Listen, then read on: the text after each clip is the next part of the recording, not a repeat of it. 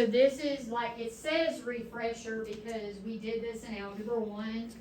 So we're gonna kind of go back through this. So the first thing, always, we look for a GCF first. So always look, give yourself some eyeballs for a GCF first.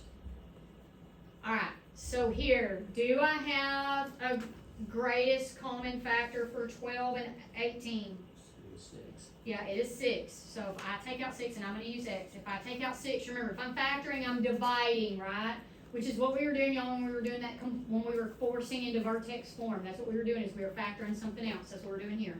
We're taking out a 6, which means 12x divided by 6 leaves me with 2x. And then minus, my sign didn't change, 18 divided by 6 leaves me with 3. And as long as what's inside here doesn't have anything in common, then you're done. Everybody okay there? Now, most of the time, a lot of times, especially for quadratics, we're only going to be taking out a numerical value. But that's not always true. So like in 2, it's not just a numerical value. All of these have x's and y's that we can take out of there. Are we okay? Sorry. You're fine. Yes? So I'm looking at the numbers and the variables. So numerically, when I looked at 40 and 64, I can take out an 8. Are we okay there? Alright, then I'm looking at x. This has x to the 8. This is x to the 4th. I'm looking at my smaller, which is x to the 4th, right? So I can take x to the 4th out of there. Then I'm looking at y's. They both have a single y. Is everybody okay there? So I can take out a single y. So when I look at this, I do 40 divided by 8, which is 5. Okay, going back to your exponent rules. Remember, if I'm dividing, because that's what I'm doing, then I subtract the powers. Okay? So division becomes subtraction. Are we right there?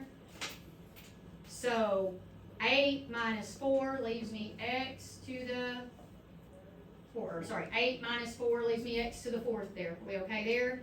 Here I have y to the 1st minus y to the first, which gives me y to the 0, and anything to the 0 power is 1.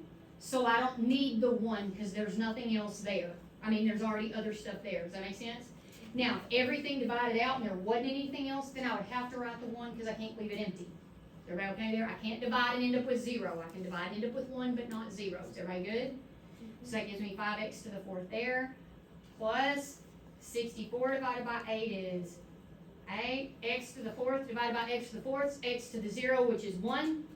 Y divided by y, also 1, so I can leave it like that.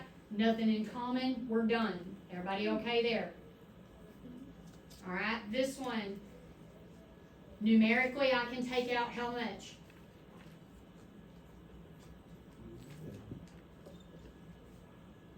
The smallest number is 7.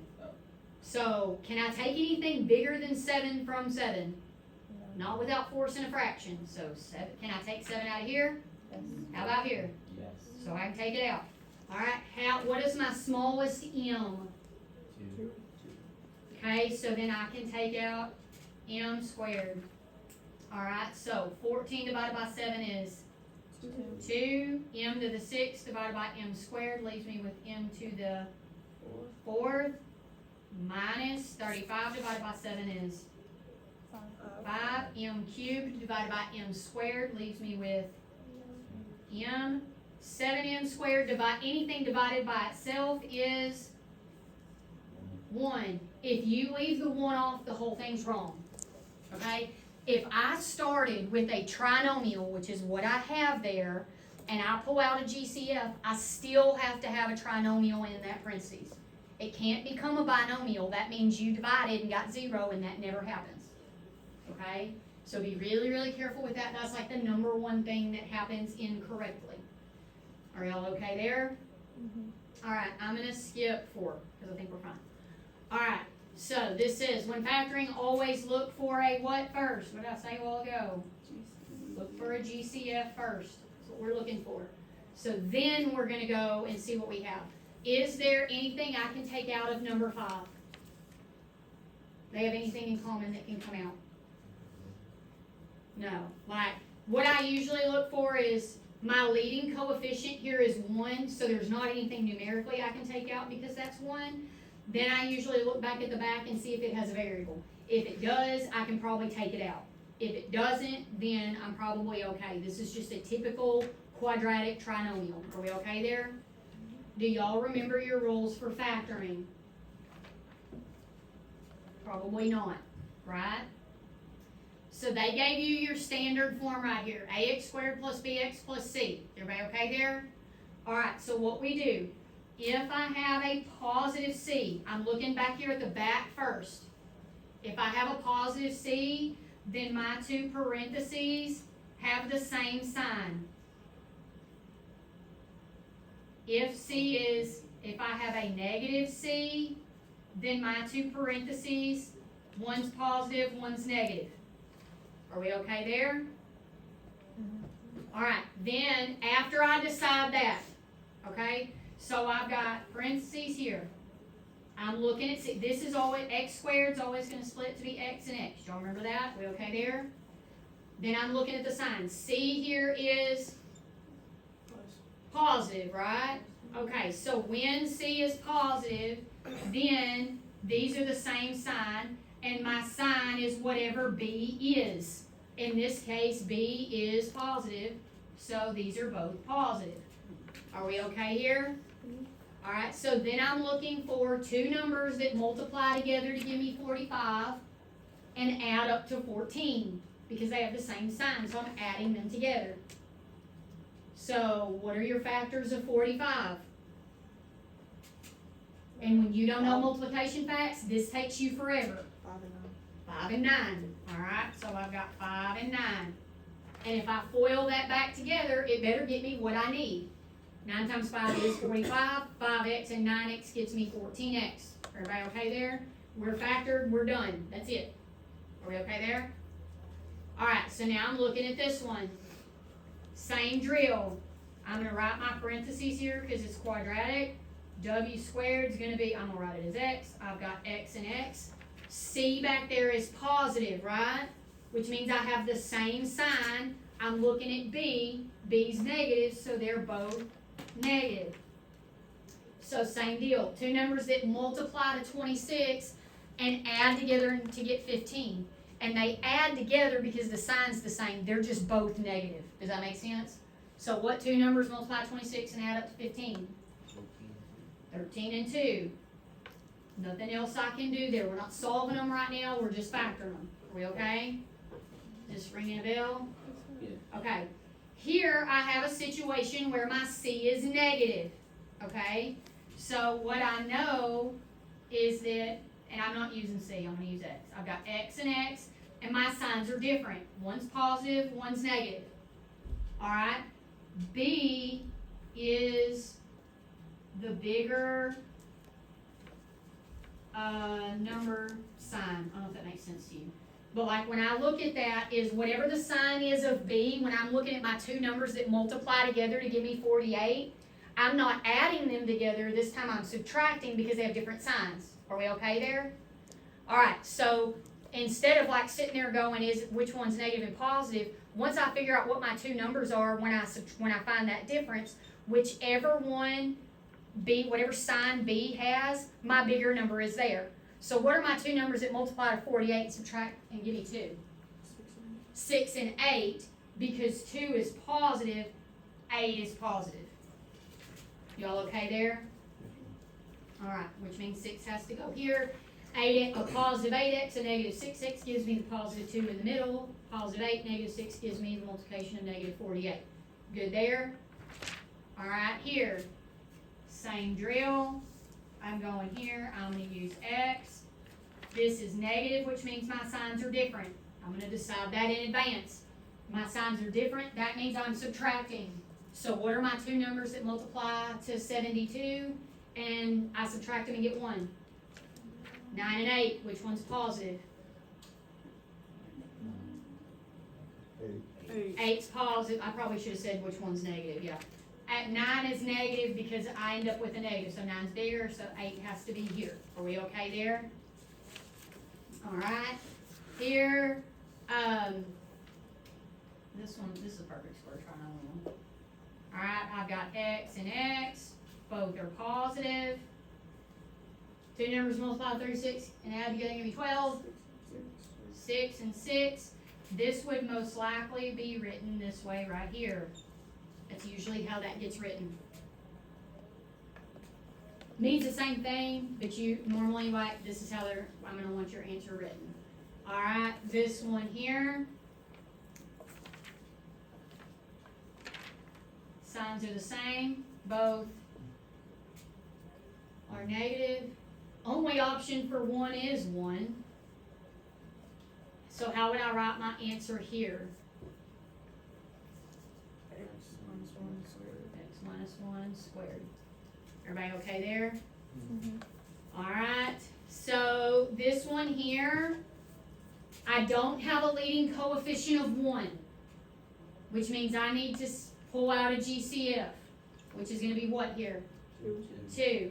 So when I pull out my 2, that's going to leave me with x squared minus 8x minus 20.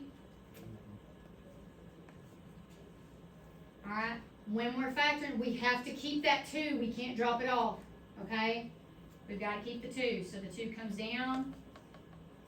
And now I can split. This is going to be x and x. Signs are going to be different. So I've got 1 of each. Alright, 2 numbers multiply to 20, subtract and give me 8. 10 and 2. Which one's which?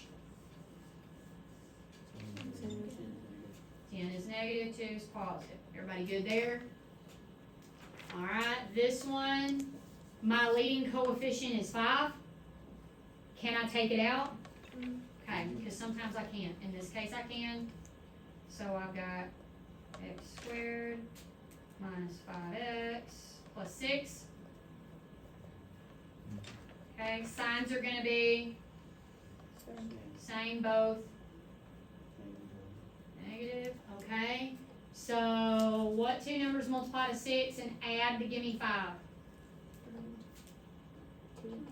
2 and 3.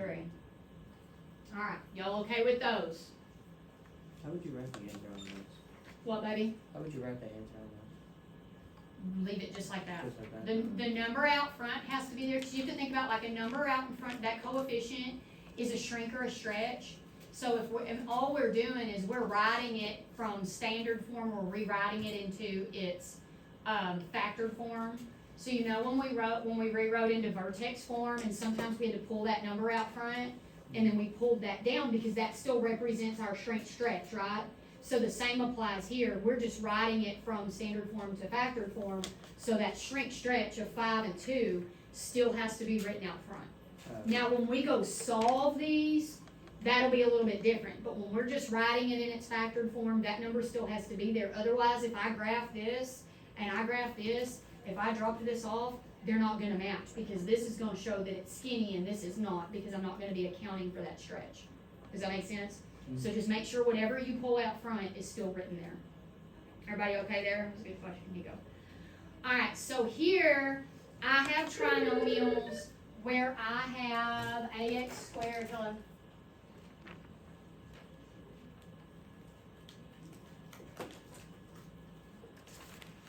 For dinner time? Yes, those lists have already been sent. Alright, thanks. Okay, so here I have an A value that is greater than 1, and if you look, I'm not going to be able to take it out. Okay, so I can't pull it out as a GCF. I always look to see if I can, but I can't do that here. And so y'all remember when we did completing the square, we ended up with fractions because we had to do that for completing the square. For this, we're not going to do that. We're going to use the method that I taught you in Algebra 1, which was your slip and slide. Y'all remember that? You may not remember how to do it, but you probably remember the name, yes? Okay, so when I slip and slide, that means I take my 2 and I multiply it back here times my 18. Y'all remember that? which leaves me with x squared minus 15x plus 36. Are we okay there? Now I can factor it because now I have that leading coefficient of 1. So now I have x and x. My signs are going to be same, both negative. All right, my two numbers that multiply together to give me 36, and we'll add up to 15. 12 and 3. Doesn't matter where I put them because the signs are the same. So I've got 12 and 3. Here's what kind of will sometimes trip you up. Don't forget, if you slipped, you got to slide, right? Okay, so then what I multiplied in, I'm then going to divide back out. Are we okay there? Yes? Here, this simplifies. 12 divided by 2 leaves me with 6. Are we okay there? All right. Now this 2 slides up to the front right here. So then this gets rewritten as x minus 6. And this gets rewritten as 2x minus 3. And then you can go back and check that. So if I look at my original, if I look at x and 2x, that gives me 2x squared. My front's okay. Then check your back. Negative 6 times negative 3 gives you the 18. If your front and your back are okay, that means you're probably all right in the center because hopefully we factored correctly when we did it right up there. Are we okay there? A lot of times what happens, what the mistake that kids make is you forget to divide that back out. Well, if we forgot to divide that back out and we left that as x minus 12 and x minus 3, then I would have x squared plus 36, which is not what my original problem was. So just make sure that your front and your back match your original, then you'll be okay. Is everybody all right there? Yes, sir. All right, so here, same drill. I can't take 5 out. So I'm going to multiply 5 back here. So that's going to give me x squared plus 22 plus 22x, and 5 times 48 is 240.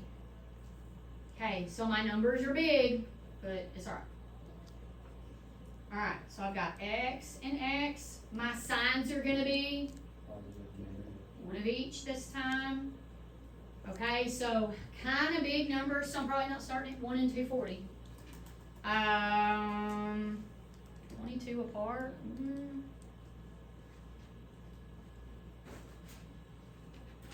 24 and 10 is too far apart.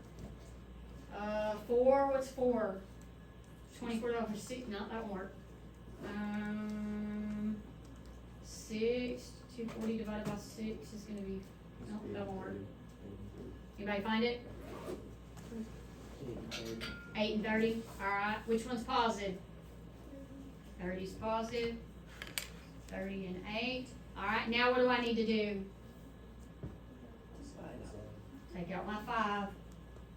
Alright, here, divides evenly and leaves me with 6. Here, it doesn't, so I'm going to push that back up. So I've got x plus 6 and 5x minus 8. And if I check that, 5x and x gives me 5x squared, negative 8 and positive 6 gives me negative 48. I'm good. We okay there? Alright.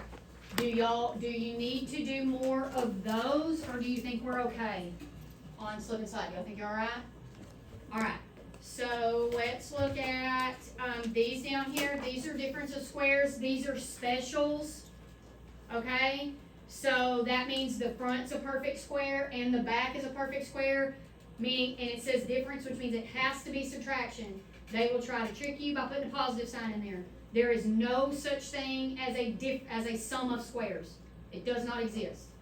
Okay? So it must be a subtraction. Alright. So essentially, when I have a difference of squares, like the format of that is like x squared minus y squared looks like x plus y, x minus y. That's the way it comes out every single time. So I'm going to have 2 parentheses, opposite signs, the front's the same, and the back is going to be the same number. I'm basically taking the square root of the front and the back. Square root of the front goes here, square root of the back goes here. If you remember, the square root of 4 is not just 2, it's both positive and negative 2, right? So we're accounting for both the positive and the negative there. Is everybody okay there? Alright, so here, what's this one gonna be?